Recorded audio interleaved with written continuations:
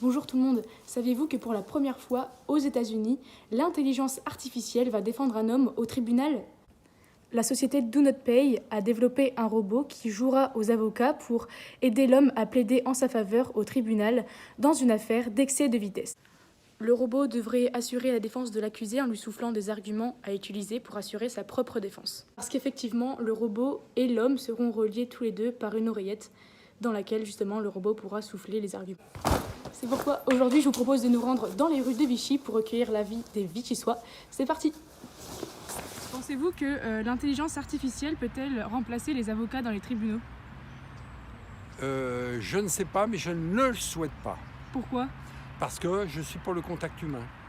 Mais pour les générations futures, oui, ça me fait peur. Et si vous étiez amené à être jugé dans un tribunal, est-ce que vous feriez appel à un de ces robots? Certainement pas.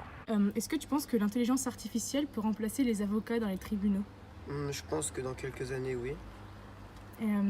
Pourquoi? Parce que les humains ont un comportement peut-être déplacé, les intelligences artificielles seront toujours naturelles. Donc, est-ce que vous pensez que l'intelligence artificielle peut remplacer les avocats dans les tribunaux? Remplacer non, parce qu'il y a un aspect humain quand même qui est important. Et, il y a apparemment la psychologie des accusés, il y a aussi le sentiment de comment on ressent finalement aussi le jugement ou le tribunal avec l'intervention des jurés.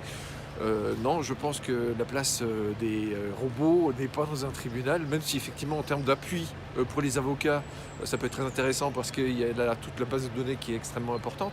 Donc ça peut être très intéressant effectivement d'avoir en appui une intelligence artificielle, mais certainement pas en substitution d'un avocat en chair et en os. Est-ce que vous pensez que l'intelligence artificielle peut remplacer les avocats dans un tribunal? Peut-être un petit doute encore. C'est-à-dire? C'est-à-dire que, est-ce que vraiment, je sais pas. Je pense qu'il y a certainement du bon, mais il y a encore certainement aussi, il faut être prudent comme ça. Est-ce que vous feriez appel à un avocat qui serait un robot? Non.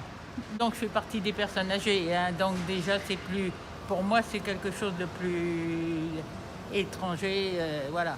Nous l'avons vu, finalement, peut-être que l'intelligence artificielle trouvera ses admirateurs auprès des plus jeunes générations.